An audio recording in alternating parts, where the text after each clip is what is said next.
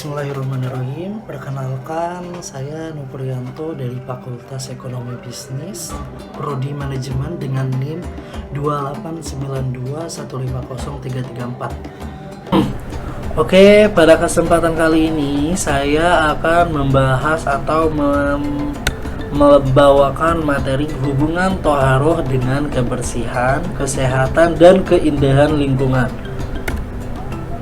Oke, di sini ada beberapa ruang lingkup materi toharoh. Yang pertama itu ada pengertian pemahaman toharoh. Yang kedua ada alat-alat toharoh. Ketiga ada tata cara toharoh dan syarat wajibnya. Keempat ada hubungan toharoh dengan kebersihan, kesehatan, dan keindahan lingkungan.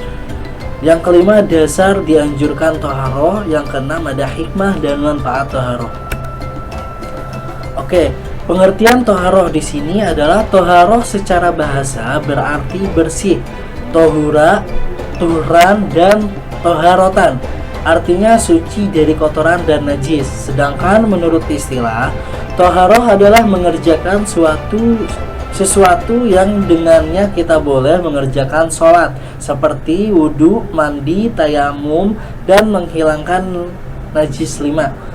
Menurut syara, toharoh adalah suci dari hadas atau najis dengan cara yang ditentukan oleh syara atau menghilangkan najis yang dapat dilakukan dengan mandi dan tayamum. Hakikatnya toharoh yaitu memakai air atau tanah atau salah satunya menurut sifat yang disyariatkan untuk menghilangkan najis dan hadas. Oke, untuk alat-alat toharoh di sini yang pertama ada air. Air adalah yang suci dan mensucikan. Macam-macam air yang suci dan mensucikan adalah air yang turun dari langit, contohnya air hujan yang turun atau air embun yang masih sama sifatnya, rasa dan baunya. Yang kedua, air yang keluar dari bumi, contohnya mata air. Oke. Adapun jenis-jenis air yang dapat dibedakan menjadi 4, yaitu air mutlak, air musyamas, air mustakmal, dan air mutaghayyir. Untuk yang kedua yakni tanah atau debu yang suci sebagai pengganti bersuci seperti berwudu apabila dalam keadaan darurat, yaitu dengan bertayamum.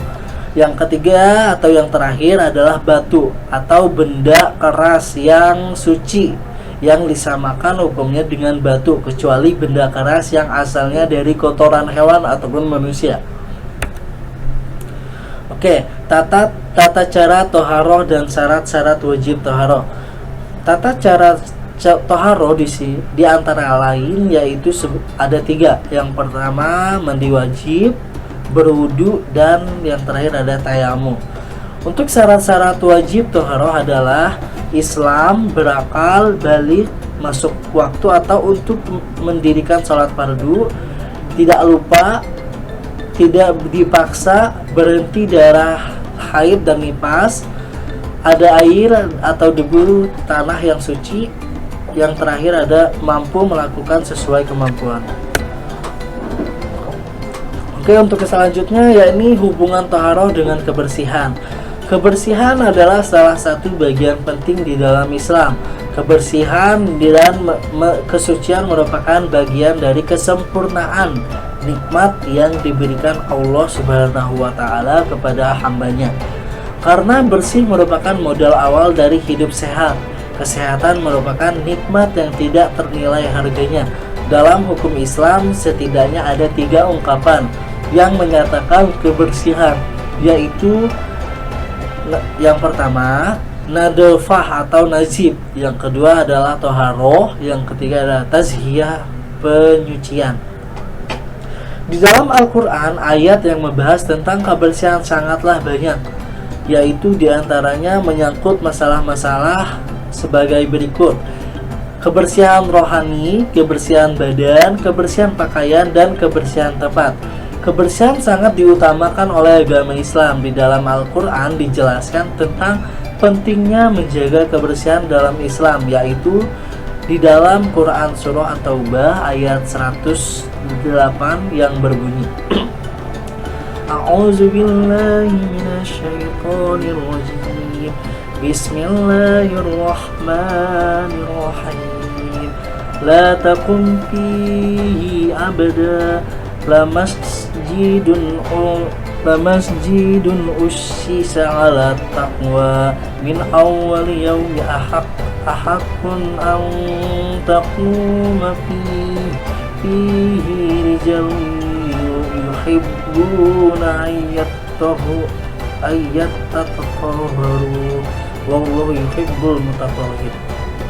Untuk selanjutnya, yakni dasar dianjurkan toharoh.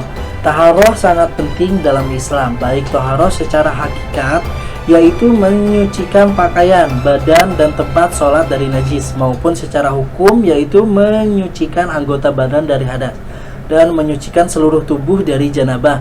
Hal ini karena ia merupakan syarat untuk sahnya sholat yang dilakukan 5 kali sehari, dan sholat adalah berdiri menghadap Allah Ta'ala. Melakukannya dalam keadaan suci merupakan sikap takzim atau pengagungan kepada Allah. Islam juga sangat menyukai kebersihan dan kesucian. Allah Ta'ala memuji orang-orang yang bersuci, yang berbunyi innallaha yuhibbut tawwabina wa yuhibbul mutatahhirin.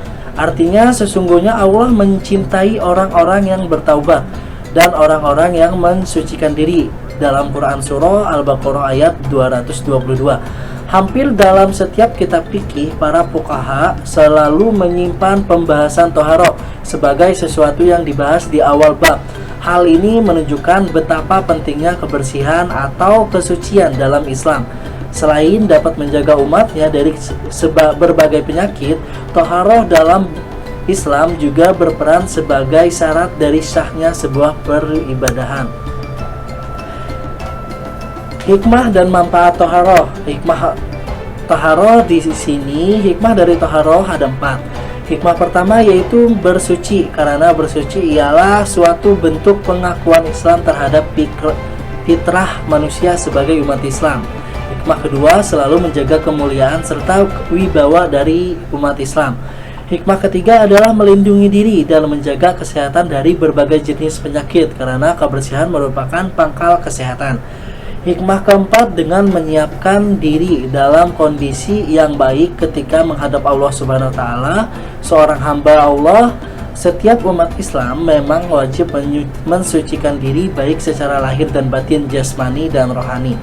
Untuk manfaat toharoh di sini secara garis besar, manfaat toharoh mencakup manfaat jasmani yaitu kesehatan badan seseorang dan manfaat ukhrawi bagi toharoh fisik. Surat Ibrahim Sholih 2011 ayat 83. Berisik sekali kalian. Oke, untuk selanjutnya yakni kesimpulan. Kesimpulan taharoh merupakan salah satu syarat sah dalam pelaksanaan ibadah baik sholat, puasa maupun haji juga. Ibadah sunat lainnya. Maka ibadah yang paling sering dilaksanakan terutama sholat wajib 5 waktu.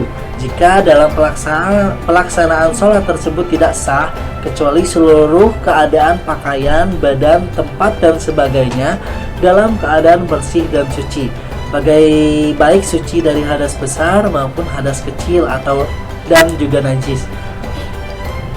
Hadas menghalangi sholat, maka bersuci adalah seperti kunci yang diletakkan kepada orang yang berhadas. Jika ia berwudu, otomatis kunci itu pun terbuka. Hal ini juga ditunjukkan oleh ijtihad para fuqaha dalam tulisan-tulisan mereka yang selalu diawali dengan pembahasan toharoh. Hal tersebut menunjukkan betapa pentingnya masalah toharoh ini. Untuk itu, toharoh tidak hanya cukup untuk diketahui, tetapi juga harus dipraktekkan secara benar. Dalam kenyataannya, ada sebagian umat Islam yang masih kurang tepat dalam melakukan praktek toharoh dikarenakan kurangnya pengetahuan atau semata-mata salah dalam pelaksanaannya. Adapun di sini ada 3. Yang pertama, toharoh dari hadas, toharoh dari najis, toharoh dari kotoran dan yang bersifat fitrah. Oke, mungkin cukup sekian pembahasan materi toharoh dari saya pada hari ini. Kurang lebihnya saya mohon maaf. Wassalamualaikum warahmatullahi wabarakatuh.